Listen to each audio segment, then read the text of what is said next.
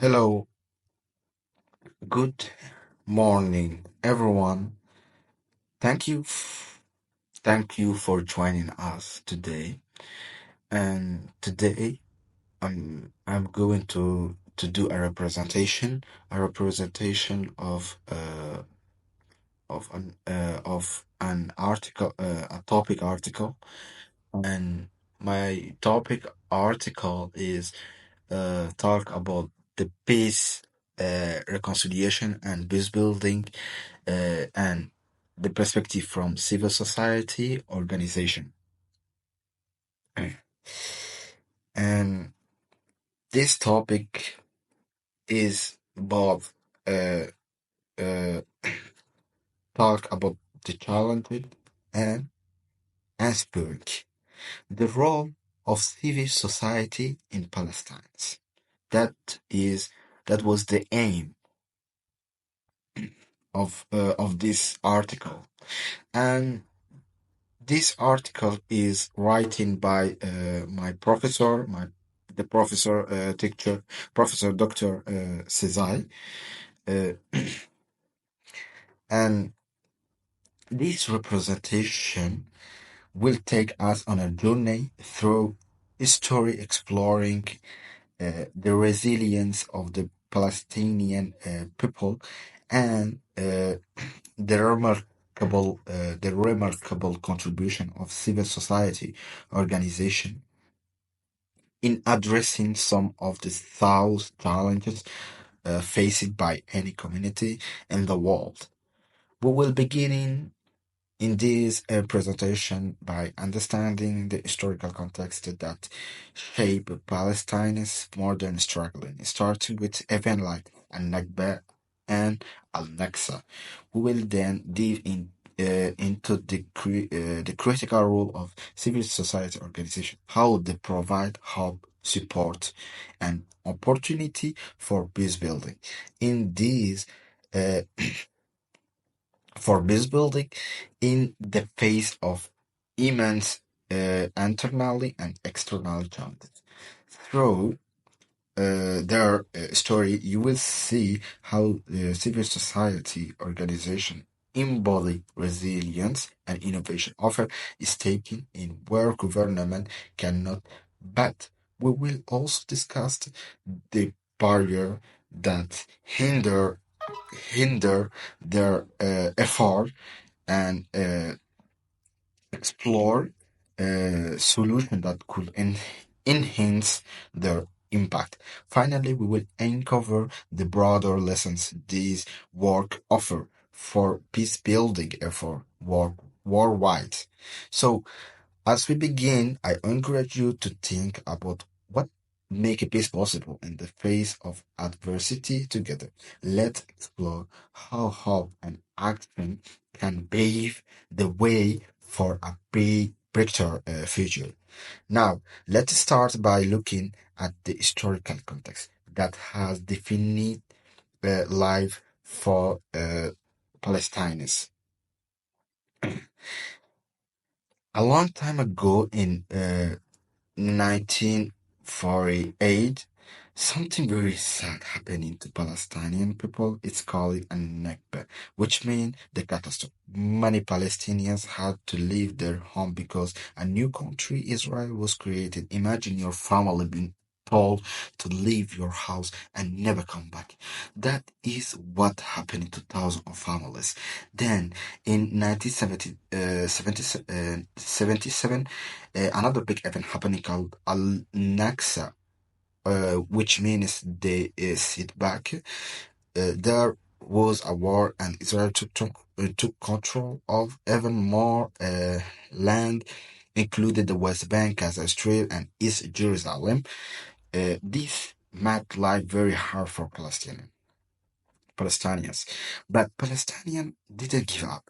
They started creating group called civil society organization to help people. These group help families who lost their home, keep their culture alive, and working together to solve a problem. They become really important because they gave people hope during through uh, through time. And then we are going to talk about the internal and external challenges, the political division, the group, uh, the group that uh, help Palestinians call it the civil society organization facing a lot of problems. First, they can always agree with each other. Is n- is each other in one part of Palestine, the West Bank is controlled is as we can see uh, in this map. The group called Fatah is in charge. In another part, Gaza, the Gaza Strip, a group called Hamas is in charge. These groups don't get along, and that makes it hard for the civil society organization to work together. On top of that, there are big challenges from outside. From example, Israel has put up walls, checkpoints, and blockades that make it hard for people to travel even between towns. Imagine need permission just to go to school or visit a friend. Civil society organization also rely on money from other countries, but sometimes the the people giving the money have rules that don't match what Palestinians really need. This make it harder for civil society organization to civil society organization to do their work. And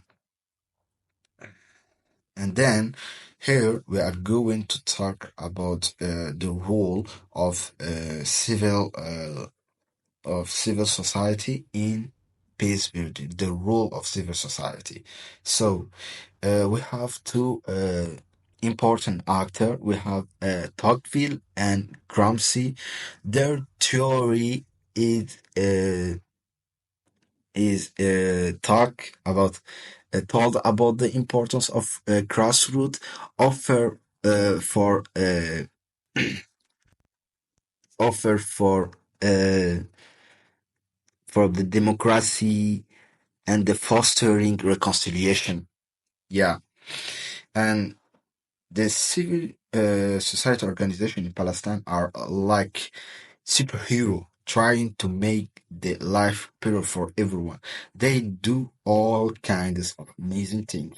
First, they stand up for human rights, which means they make sure everyone is treated fairly. They also bring people together to talk and solve problems. For and for example, they may organize a meeting where kids from different sides of the conflict share their stories. When people listen to each other, they can start to understand and trust each other. The civil society organization also teach people important skills like how to work together, how to become leader, and how to solve problems without fighting. They help women and young people feel confident so they can speak up and make a difference by doing these things. The civil society organization help build peace step by step. So we have then the challenge to base building. So the different challenge that exists in base building. So base building is like trying to fix a broken toy. It takes time, patience, and teamwork. In Palestine, there are many reasons why building pieces is hard. For one, people on both sides of the conflict feel hurt and angry because of things that happened in the past. They don't trust each other, which makes it hard to work together. Then there are a big problem caused by the occupation. Imagine trying to play a game where one team keeps changing the rule so the other team can't win. That is what it's like for Palestinian dealing with things like blockade road, unfair laws, and not enough resources. These challenges make it hard to create a peace, even when people really want it. We continues with the civil society organization, initiative, and achievement.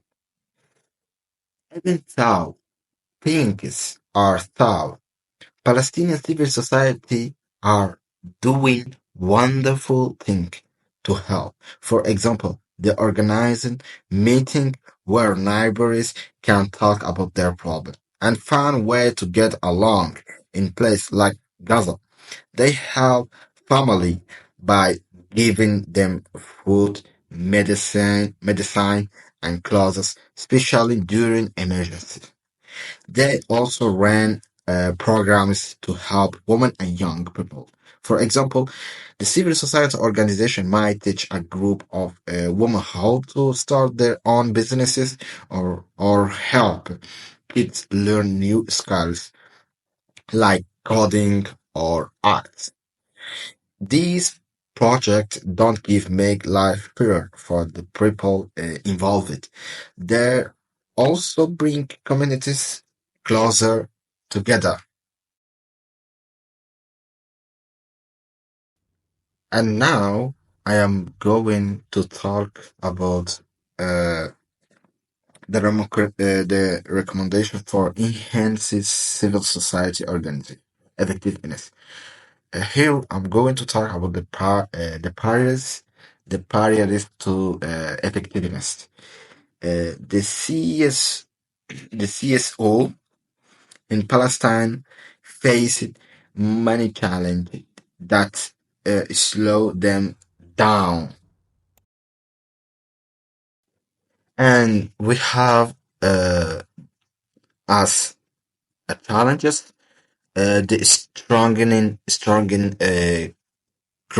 the crossroad movement, the reduce externally dependencies, the promote collaborative efforts. We have also the development practical peace strategies. And one big problem is that the West Bank and Gaza don't work together very well because Fatah and Hamas don't agree on how to lead. It is like trying to build a bridge when the builder on each side can't agree on the design. Then there are the restrictions put in place by Israel, like checkpoint and blockade, which make it hard to move supplies or visit people who need help. Finally, the civil society organization often depend on money from other countries, but sometimes the people giving the money have their own ideas about how it should be spent. Even if those ideas don't don't match what Palestinians actually need. This makes it hard for the civil society organization to do the work they know is important. And they know. Then, here we are going to talk about the recommendation for the civil society organization.